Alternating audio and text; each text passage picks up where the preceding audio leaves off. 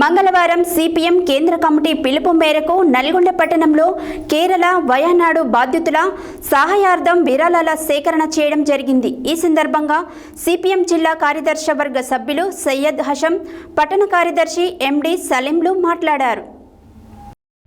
మంగళవారం సిపిఎం కేంద్ర కమిటీ పిలుపు మేరకు నల్గొండ పట్టణంలో కేరళ వయనాడు బాధితుల సహాయార్థం విరాళాల సేకరణ చేయడం జరిగింది. ఈ సందర్భంగా సిపిఎం జిల్లా కార్యదర్శి వర్గ సభ్యులు సయ్యద్ హాషం, పట్టణ కార్యదర్శి ఎండి సలీంలు మాట్లాడుతూ సుమారు 350 మంది మరణించడం, వేలాది మంది క్షతగాత్రులు కావడం విచారకరమని అన్నారు.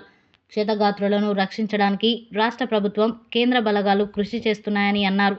ప్రాణ నష్టం, ఆస్తి నష్టం, సర్వం కోల్పోయిన ఆ కుటుంబాలను ఆదుకోవాల్సిన మానవత్వం కలిగిన ప్రతి వ్యక్తిపై ఉందని అన్నారు.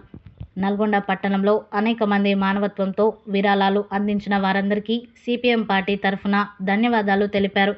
ఈ కార్యక్రమంలో సిపిఎం జిల్లా కమిటీ సభ్యులు దన్నెంపల్లి సత్తయ్య, తుమ్మల పద్మ, పట్టణ కార్యదర్శి వర్గ సభ్యులు కుంభం కృష్ణారెడ్డి, అద్దంకి నరసింహ, పట్టణ కమిటీ సభ్యులు దన్నెంపల్లి సరోజ, ఉట్కూరి మధుసూదన్ రెడ్డి, భూతం అరుణ తదితరులు పాల్గొన్నారు.